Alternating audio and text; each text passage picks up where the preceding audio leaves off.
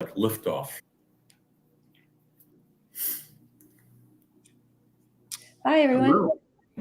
Hello and welcome Hi. to Portals Live. We're joining you today from portalsofperception.org. And we're here to talk about Portals into the Soul, a new emerging work by Aviv Shahar. It's being published in a chapter form on the website portalsofperception.org. And there's so much to open up about it. It's such a big territory.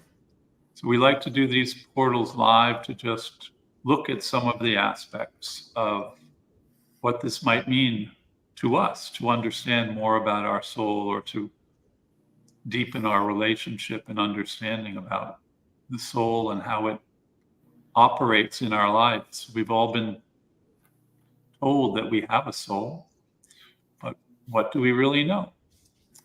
So today, I'm Peter Barry, and I'm with Kyriaki in Greece, Lisa in Texas, and Patrick in Seattle.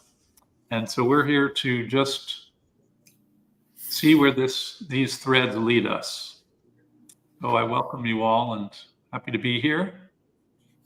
One of the things we were just talking about before we went live was how each of us are unique. We're like the snowflake or the fingerprint.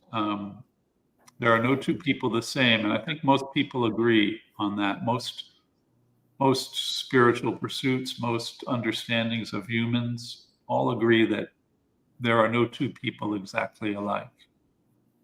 And so how do we express that?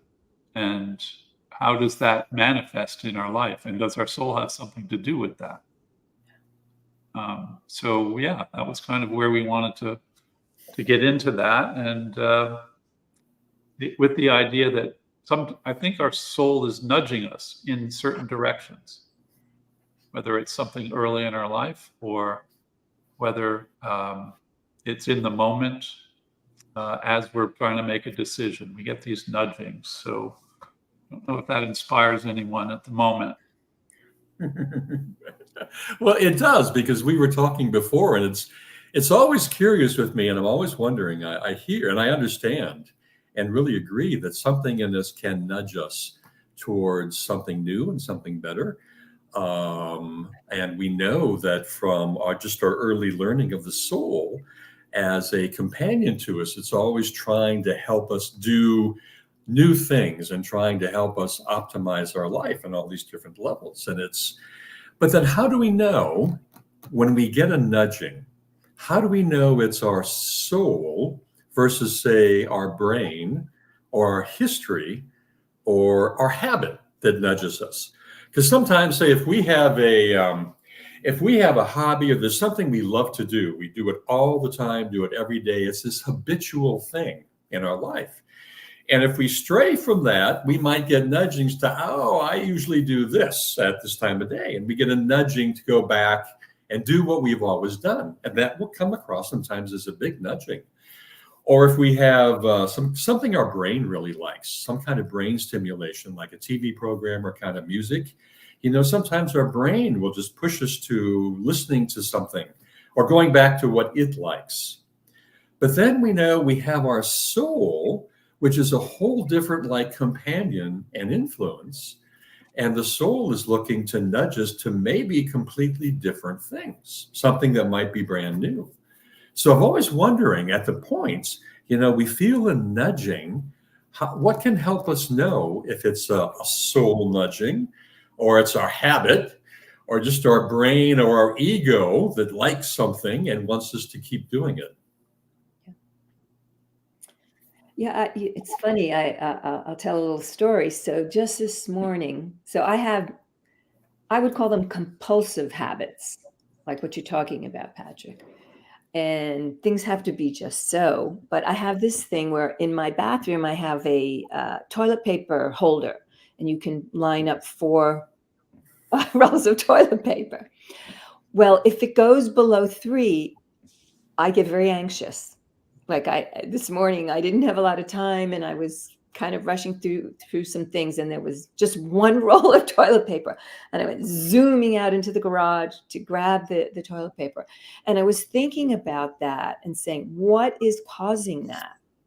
And I think that's like, it's almost like a not having enough, and we use that as an example, but when you think about it, I just thought about it. Remember how everybody ran out to buy toilet paper and there was a toilet paper shortage?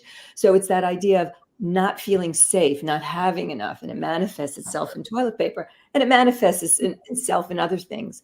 But I started to talk to my soul and ask my soul to almost comfort me and say, you have enough. It's okay. There's plenty of toilet paper in the garage.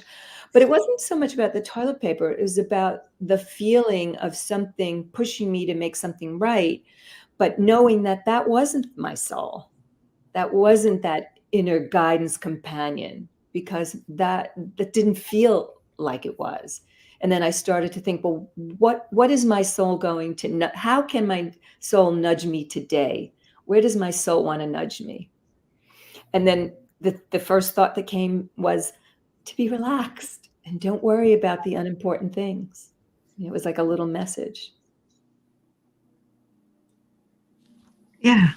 Yes, and we were saying before, Peter was saying that there are nudges to do with what is talked about as the first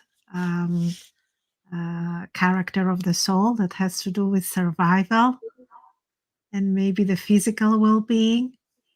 And then there is the biological well-being, the health.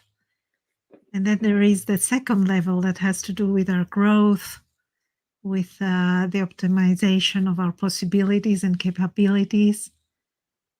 And then there are the other nudges that have to do with our purpose and maybe with this unique essence configuration that we said we have. Because we all, as is written in the chapter 1, we all have the same design.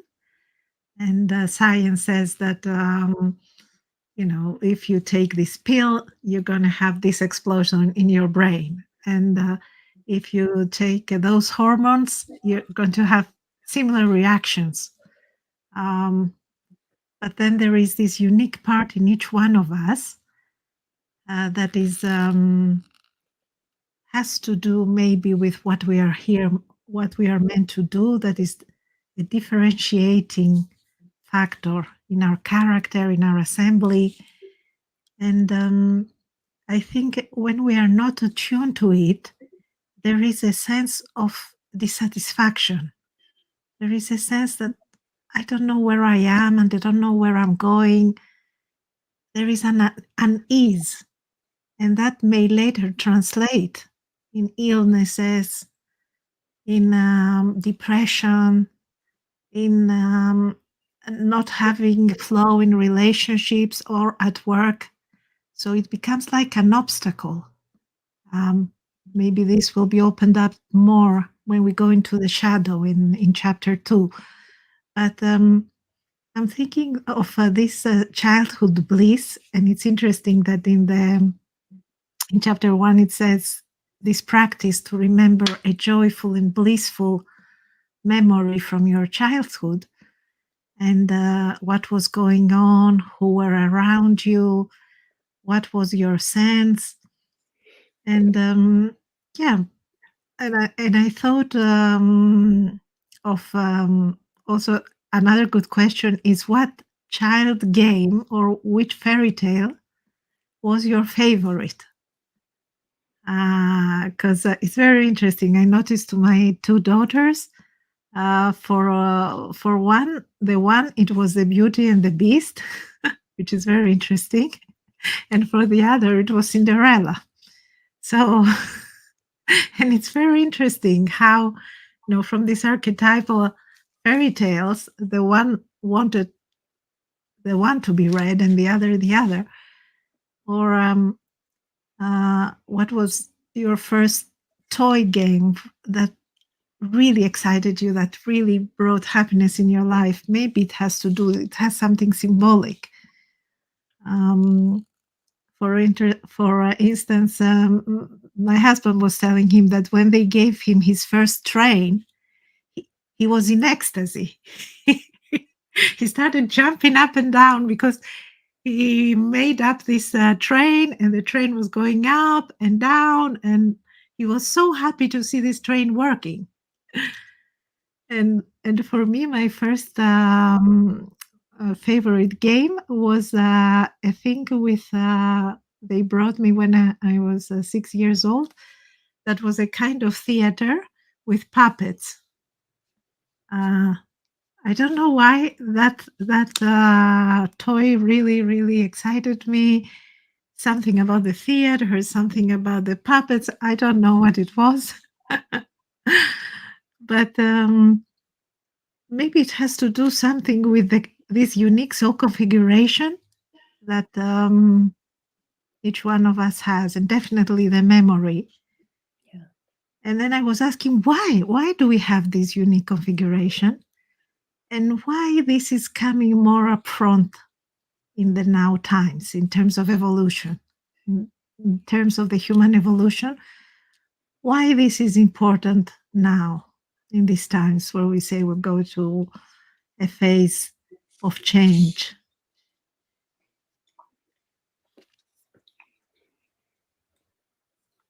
Yeah, that's raised a lot of good ideas there. I think part of this unique aspect of our lives that I do believe we get nudges for. In the chapter 1, Aviv talks about we have nudgings from our instinct, which are maybe about survival.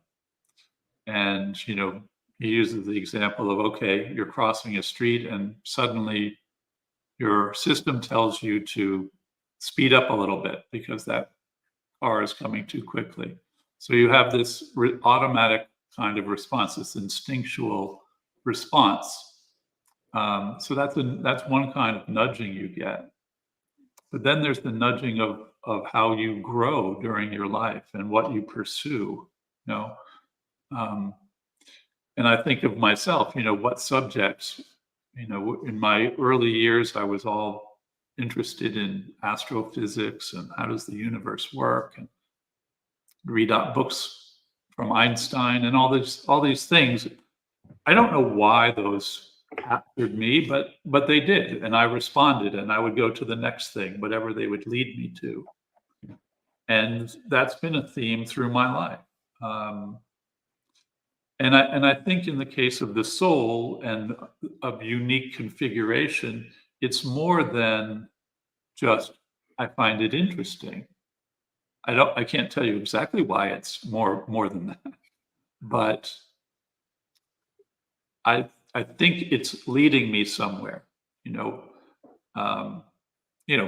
Hopefully leading me to here in this point in my life to know certain things, understand certain things, be able to interact in my life in certain ways. So these all lead to avenues we go down, and I feel like I was nudged to them far beyond just, say, loving the subject. There was something more that drove me toward these kinds of subjects and spirituality and just to have an understanding of my soul and how the whole thing works.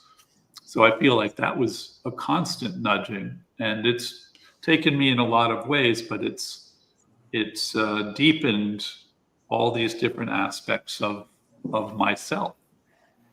So I think the soul is doing that work, is making certain ideas light up for you that you're willing to pursue and put time and effort into. Yeah. It makes me think for my life, I just love music, and music is a really big part of my life. And yet I don't play a musical instrument. I can't sing. And I always wondered, like, what is it? There's no musical ability that I know of or that I fostered in this life. And yet it's such an important, music is such an important proposition to me. I love concerts. I love musicals. There's not a night that I go to bed without playing my night music. And I'm wondering, what is it that lights up this soul from music, and how I've been drawn to that. And now it seems at my age, when I'm getting quite a bit older, it's becoming more and more important. And I'm almost thinking of taking singing lessons, Kyriaki, because you are a singer and you've lit me up. But what is it that nudges the soul? And do those nudgings come at different times in a life? The things that we're drawn to when we're young, and the things that start to become more upfront in our lives in terms of importance as we get older. So all of that and what you were saying earlier raises some really interesting questions for me. So as it explains in chapter 1 that we're talking about, the portals into the soul. So we look at the soul as a companion to us, right? Which is very different from the notion of soul I was raised with. If you're raised very religious, the soul is part of a theology and it's distant and you have it and you never know what it is. But we're talking about a soul as an actual companion to a life that is looking to help us. So Lisa, you mentioned something earlier about talking to your soul, and that then I started wondering, okay, so if our soul is really a companion, we do need to actually talk to it. We can consider our soul and have this active relationship with our soul and try to help it help us. And I think a lot of that, just if we're aware the fact that we have inside of us a companion, this system of nudgings that is trying to help us, well, how do we tell our soul what's important to us? And how does it know what we want?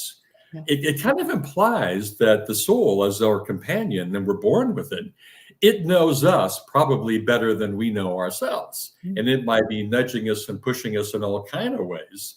And we're just not listening. We're not seeing because we're not aware it's there. But then also, once you become aware, it's like you can have an active source of intelligence, like working on your behalf.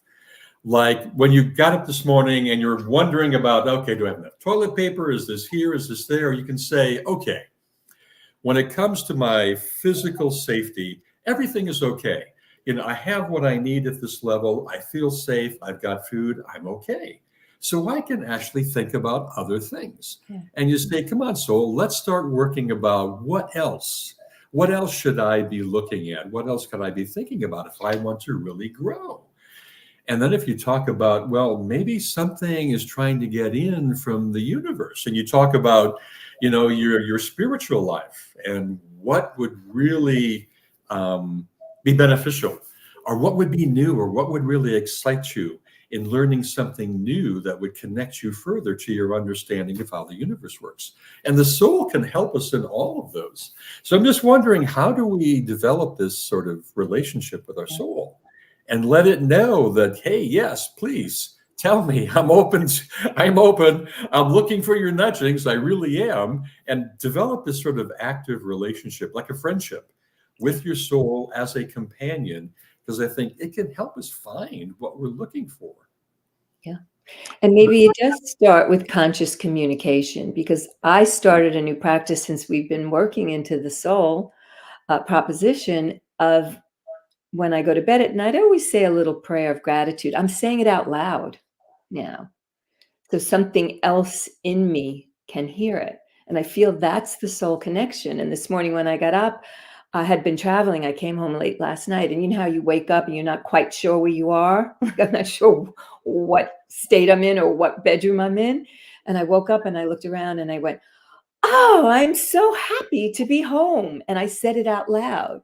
And something in me had such a joyfulness about recognizing that. And I wonder if that's all part of that soul connection, soul communication.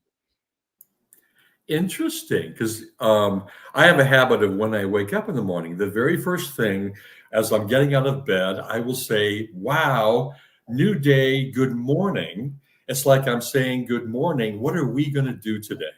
And it's always sort of in a we, because I want to include my inner lives and all the parts of me that are also maybe waking up and can help sort of engage with the day. So it's that habit of thinking we're more than just one thing. And my soul is there. And I say, good morning to my soul. What are we going to do today? We can do almost anything. And then you really try to figure out, well, how am I going to listen and what do I really want to do? Well, it's like that idea that,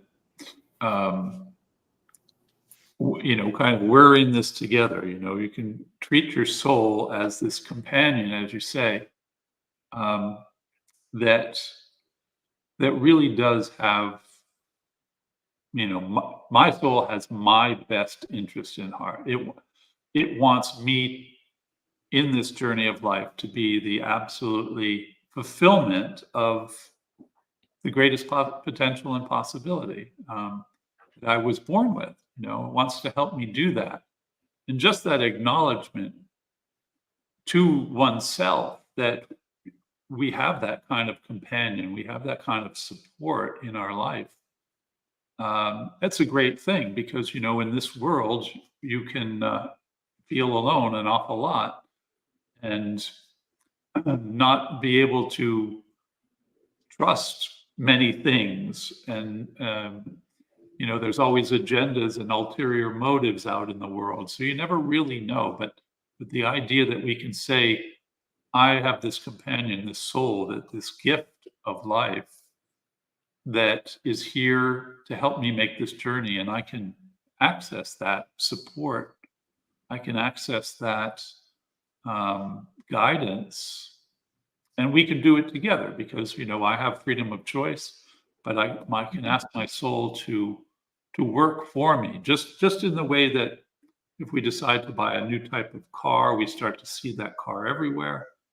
That's our soul latching on and delivering to us the information we seek. And so if we just raise those kinds of things to another level of consciousness, like, okay, now I'm going to ask my soul to be on the lookout for this, or we're interested in pursuing X, Y, and Z, so we can, deepen that relationship really all day long. And who knows where that will really lead us if we have that deep connection. With what you're saying, Peter, it makes me think of, you ever hear that expression? He's very soulful, she's very soulful, full of soul. So it's making me think those people who you might say that about, you can feel something in them that's radiating from their soul. Yeah. And also, maybe there are different levels of food for our soul. So maybe what will bring stability is one aspect. So maybe the relationships, the fact that we need to work in communities that offer us safety and stability, the relationships that we build, maybe food for the first part of the soul, because they offer us safety, or what do we eat, the quality. But then I was thinking maybe for the second level, which is more of the growth, is what challenges we put to our soul and what impressions we give. Because in relation to what you were saying, Patrick, whether it's the brain or the soul, maybe the soul orchestrates the brain. So for instance, when we travel, at least when I travel, I love it so much because I can have different impressions, especially new things, especially to go also to see the art places, the architecture, and get different flavors, different food from all these impressions that are helpful to the soul to enlarge, to grow its field of reference and experience. Because this is a very complicated loom that is here to help us. And then in the maybe in the third life is the spiritual challenges. Maybe also things that are not so difficult, things that we stumble and stumble and stumble upon, because that core essence of our soul is desperately trying to knock on our door and to make us conscious about our function. Because if our soul has unique configuration, there must be a reason. There must be, why do we have, let's say, why Peter was interested in astronomy, I don't know, astronomy you said, or Lisa to music. What in your essence configuration from very young age drove you there? And what does that say for you to be and to do? Because there might be two people in also that are very drawn to music, but for different reasons.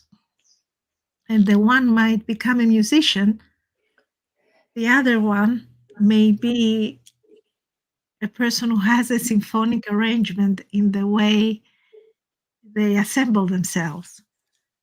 So I'm wondering, what are the foods to the soul that we can give in the different levels? And then comes, of course, the question whether we do that consciously or it happens even unconsciously, I believe. So yeah, that's one of the interesting things you're triggering in me is in talking about the nudgings and the higher purpose of our life, or the fulfillment of these higher purposes in our life. And we have the cliche in our culture of a midlife crisis. And usually it's someone reaching their 40s, and they look around and, they've spent 90% of their waking life in an office. Maybe they love the job, maybe they didn't, but they're, say if they're in their 40s, they're halfway through their life, they think they are. And they're like, well, okay, what is this all about? Is this it? Is this everything? And that's when people start to kind of have that crazy thing where they say, I'm breaking out of this. I'm doing this. I'm changing that. And that seems to me as one of these big nudgings where the inner life is trying to say, hey, are you really paying attention here? Are you making yourself happy? Are you fulfilling your potential and your possibility? And although culturally we don't really support that idea, so the cliche is you get a new car, you move, you do something crazy, but spiritually and from a soul perspective, it's maybe it's time to get serious and really look at what matters and how to proceed from that perspective. So I think that's a really, that's one of the big nudges you get in the course of a life. And with what you're saying, Peter, and then what Kyriaki brought to the table about food for the soul, it makes me think of nourishment. So how do we nourish our soul? For me, I nourish my soul with music. I nourish my soul by cooking for my family. I nourish my soul by gardening. And maybe when we come to that midlife crisis, we start to look around to not to see, but maybe to feel the fact that there are other things that this life needs, other nourishment, other activities even. And it's very curious, as we get older, we retire. Yes, we're older. We don't, that we retire for certain reasons, but I always think that we were, part of that whole phase is that we can take more time to nourish ourselves and nourish our soul as we start to look at the later years in life.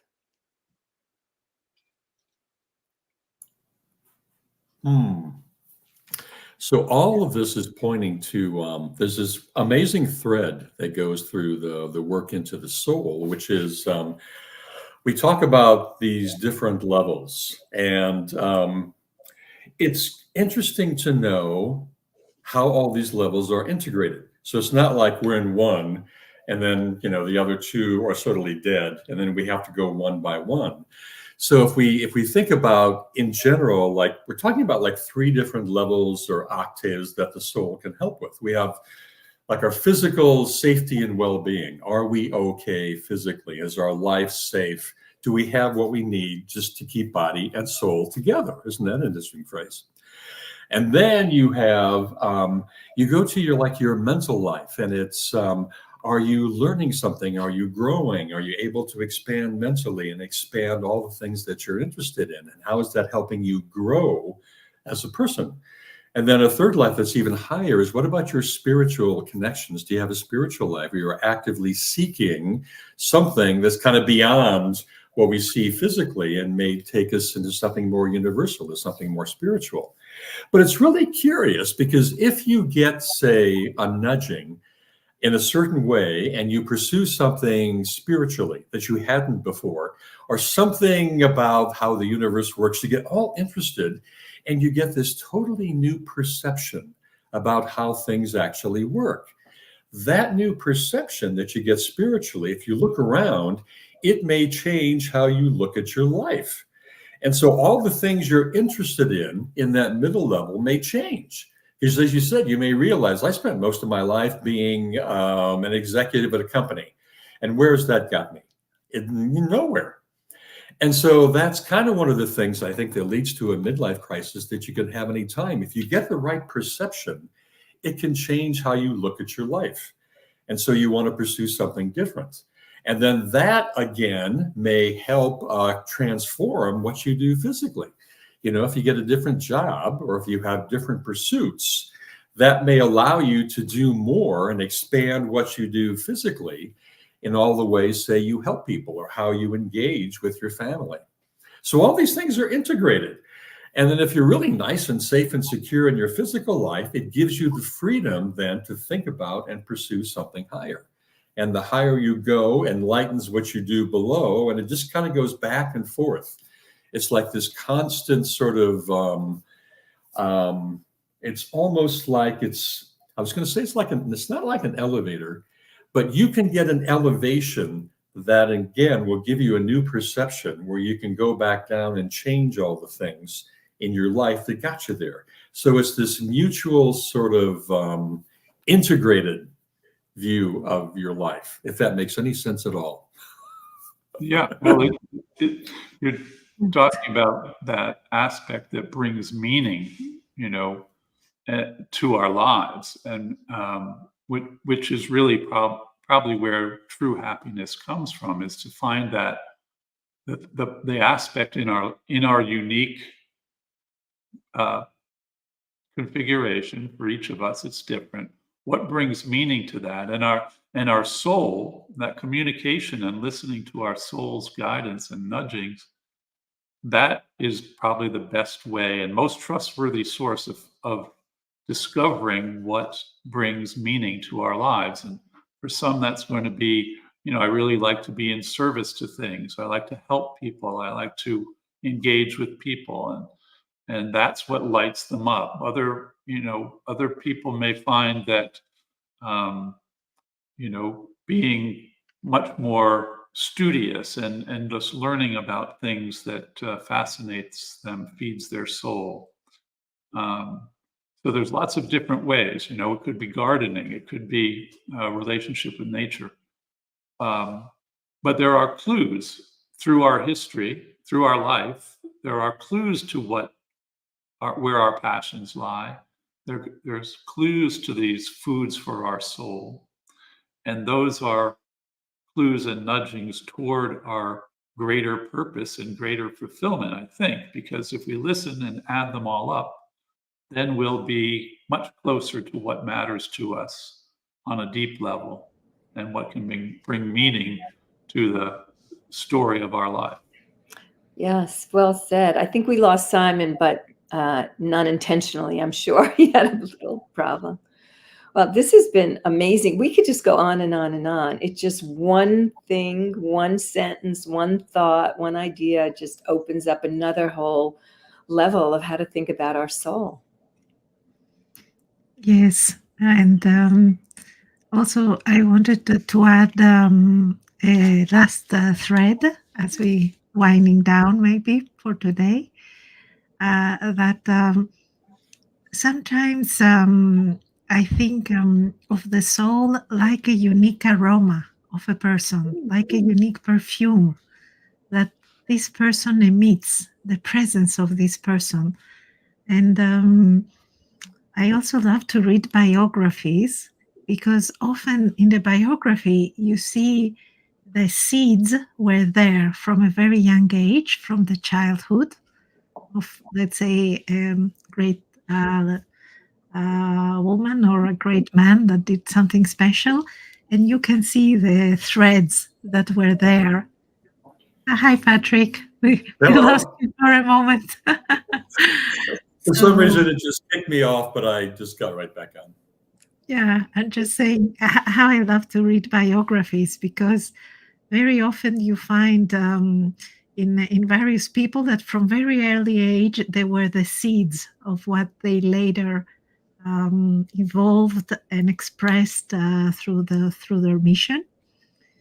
And just to say, with the middle age crisis, that is not anything bad with someone working in a company or in a corporation. They might be very well doing their mission by working in a company, as long as they feel fulfilled there and feel in service, because we need the scaffolds of society in order to work, to function well and evolve. And also I was thinking that often, especially if you're faced with a loss of a loved one, which we are all faced at different stages in our life, then you wonder, oh, this life has passed, created so many things, did so many things, and what stays? Because from the physical thing, nothing stays, nothing, everything. You don't take anything with you. But I think the soul is the distillation, is this perfume, that the essence configuration of that life emanates, and that it keeps on emanating, that whether, this is my belief, whether it is alive or not. So I think the soul has also this function of distilling the essence of a life, in service also, not just in service to ourselves and to our sense of feeling good about ourselves, but also in service of the great humanity, and what the passing of this life meant for other humans, and what distillation it left in this life. So, You make a great point about the bios, because we've been talking about the nudgings of the soul and how it operates on many levels, whether it's survival or how we grow or how we find a purpose and discover our purpose in life. And when you're reading a biography, it's because this person presumably amounted to something. They had a success in whatever field or endeavor they were on about.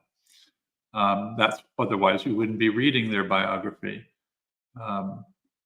And as you say, the seeds for what they became showed up very early in their life.